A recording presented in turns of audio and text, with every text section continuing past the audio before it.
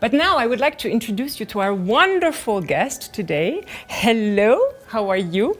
We are here with Roberto González-Monjas. Please tell me if I pronounce it correctly. You did very well. Thank you very much for having me. Thank you for coming.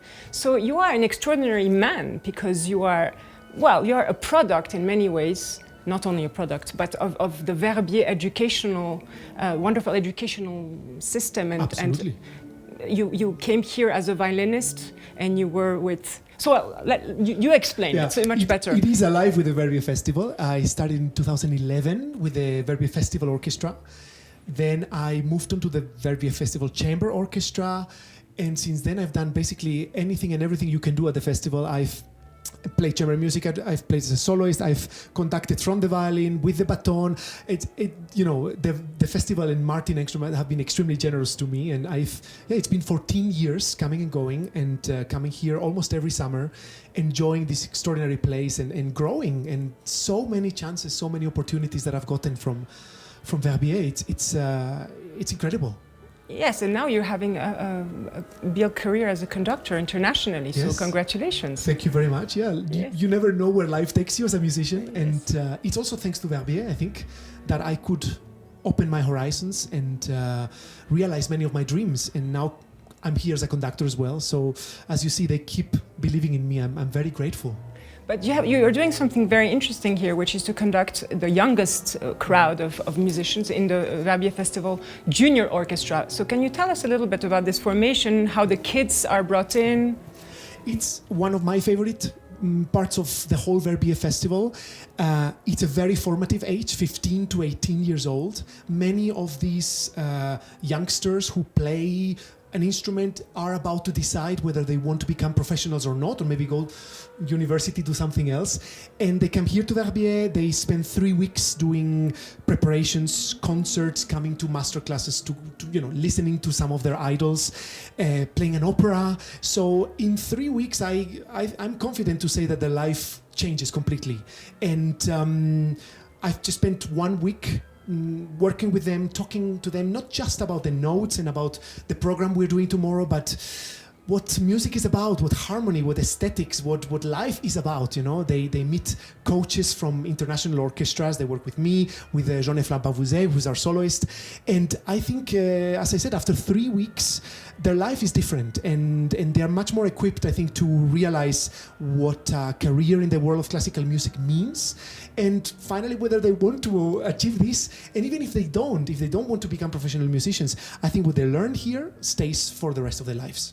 But obviously to arrive here, they must have a very high level already, because it is done with auditions around the world, or hundreds and hundreds of young people apply to be in these programs, because it is a privilege to be here and surrounded by this extraordinary institution. So yes, it's a very high level. Today we had a rehearsal for Ravel's Piano Concerto, which is famously difficult for the wind instruments. Yes. And our soloist, Jean-Efla Bavouzet, he looked at me like, how can they be so young and play so good? Yes. So it's really fun, and it's amazing to see them come out of their comfort zone, and within 3-4 days they become almost adults in a way, and yet they retain their beautiful youth. It's very special. Oh yeah, it sounds fantastic. And how do you choose the program for the concert that they're going to give tomorrow? I mean, you can talk about this program, and is it related to what you want to teach them, or I think there's definitely programs that can bring out the best of young people, and that's what I have in mind when I sit down with Martin Engström and we discuss. In this case, for example, tomorrow's concert is a theme and variations, because I think that allows for these young musicians to start understanding what character in music is. We have the theme and variations by Korngold and the famous Enigma variations by Elgar, which is of course an iconic piece, but also Ravel Piano Concerto.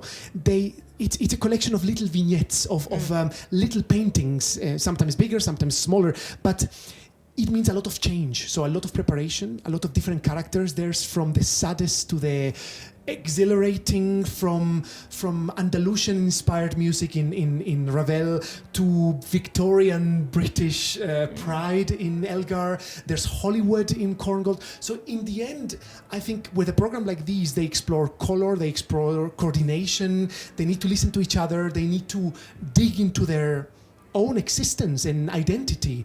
And if they don't find it, they'll learn it from somebody else.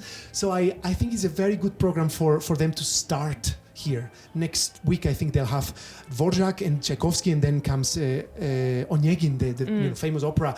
And I think by the end of the summer, they'll have quite a lot of repertoire covered. So why are you so passionate about teaching young people?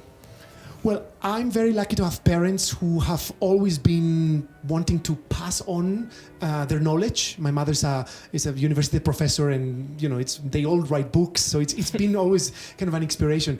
But I just feel very lucky. I mean, as I said, I've been here coming 14 years. I've learned so much. I think the least I can do is pass it on. Yes. Not just here, I do it in many other projects around the world. Yes. I have my own project in Colombia as well, for example. Yes. But I do think that Verbier, for example, does this very well, devoting so much resources to the VFO, to the junior orchestra, to the academy. How could you not, when you have this extraordinary summit of luminaries in the world of classical music? It's I think it's a must for all of us, and if we want this strange world to go on and go forwards in a way, I think we all need to be a little bit generous and pass on whatever we know to the next generation, because the world is changing very quickly and not necessarily in a positive way. So yes. I don't know how much we can do, but with the music at least I try to do it. So, but do you feel that to enjoy classical music, and I'm talking about younger audiences, you have to have some kind of musical training? Because I feel this is the problem, right? Is to create new public for classical music. Yeah. So how do you do that? I'm not so sure that you need to have previously acquired knowledge. For me, it's a question of the format. It's how you bring these people in contact with music. And I think with COVID, it was very interesting for us. We understood that we have lived in a fantasy in the world of classical music. We expect for 2,000 people to show up every single evening to watch our concerts. This is not relevant anymore. So I think sometimes we have to bring ourselves out of our comfort zone and start realizing where and how can we bring music to other people. It might be 15 minutes of music in a school or in the street, or it can be a short format that attracts younger audiences. I'm very excited always to find these new formats, because I do believe we cannot be entitled anymore in the world of classical music. We need to start realizing what is our function within the community, and how can we offer our music, or how can we always have music ready for whoever might need it at any given point? Absolutely. Well, you're very inspiring.